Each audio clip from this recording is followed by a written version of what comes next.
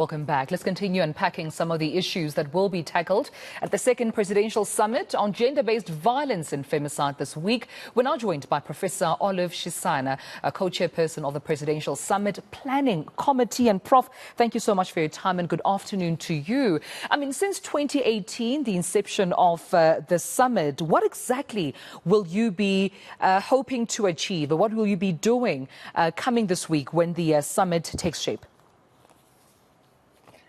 I think let me start by saying to you that we decided to have this summit as a way of checking to see where are we as a nation insofar as dealing with gender-based violence, given the fact that we had the first summit in 2018. 4 years down the line, would like to see what has happened in terms of accountability across all tiers and all sectors, within government and outside government. We wanted to make sure that we do have feedback on the progress that has been made, particularly since 2019, when that summit declaration was set up, and 2020, when we had the National Strategic Plan on Gender-Based Violence. So we want to see what is it that we can be able to amplify and what is it that we can accelerate. This is a very important summit, and the reason for that is that we want to have an accountability that's what we call 360-degree accountability, meaning that we look at the state to say from parliament, judiciary, executive, all tiers of government, how have they done? And then we look at the private sector, those that are funding the services, the labor, civil society, and communities to say, what is it that we've done? We're looking at what the media also has done.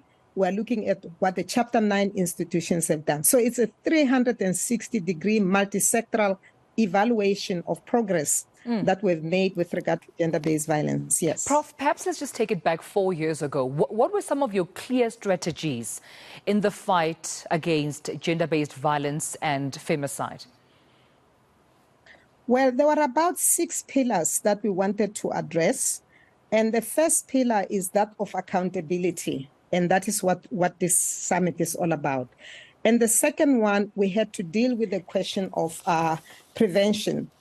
How can we prevent gender-based violence so that we don't have so many of these cases, coming up? We then had also a focus on the criminal justice system.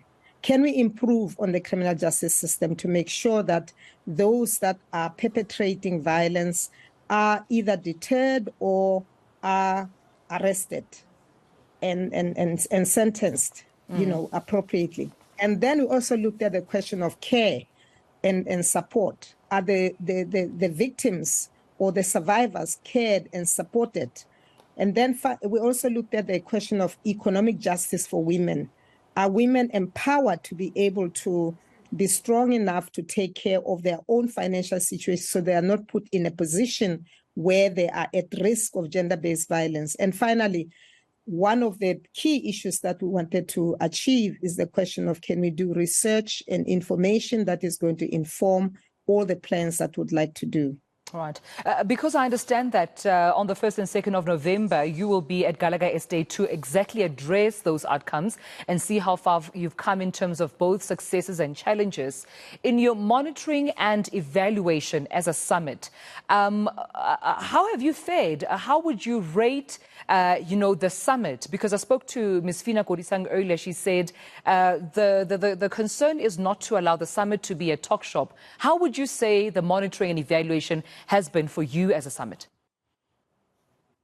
Well, as a summit, first of all, on a monthly basis, the ministers are submitting reports through their departments to the president so that we can be able to see what is happening on a monthly basis. And we've been able to collect information over that period, and which we'll be presenting to the summit.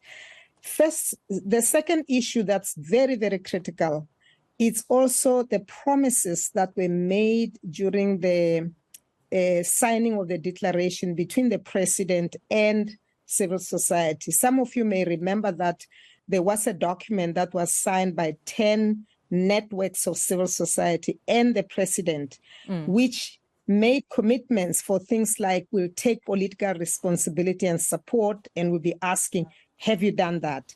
We looked at the question of there was an interim gender-based violence, council. Should it be, the gender-based violence council, was it set up or not? We're going to be looking at that. We're going to be looking at, did we review the existing laws and policies on gender-based violence? We'll be looking at all of those things. So from my point of view, when it comes to the declaration, we've done very well on the declaration. We're not there 100%, and we'll never be there 100% immediately because of the fact that this plan is for 10 years. So we're looking at performance over the last 2 years of implementation of the National Strategic Plan. So we'll be able to say exactly what it is that has been accomplished. Right. I suppose my last question to you, Prof, is the budget sufficient? Will it ever even be sufficient to assist with the programs that you have set aside as a summit to assist in fighting the scourge of GBVF? Well, of the 21 billion rand that departments have put in their medium-term expenditure framework for over a 3-year period, they've already spent 10.5 billion. It's not enough, but you can see that there is substantive progress. Money is being put there. Is the money distributed appropriately according to the 6 pillars? I would say no. I would say it has not been distributed appropriately, but I will say that there is great progress in the sense that they are putting money to where their mouths are. They said, we want to deal with gender-based violence. They allocated money, and they're spending it on part of those 6 pillars. All right, Prof, we're going to leave it there for this afternoon. I'm sure there'll be more details shared on the 1st and 2nd of November as, of course, the Presidential Summit on Gender-Based Violence and Femicide commences at Gallagher Estate. Professor Olive Shisana, thank you so much for your time as the co-chairperson of the Presidential Summit's Planning Committee, saying they will be, of course, under the theme accountability, acceleration and amplification now be revisiting the past 4 years since 2018 of the inception of the summit to see progress and challenges that has been, of course, experienced by the summit to ensure they continue the fight against gender-based violence and femicide.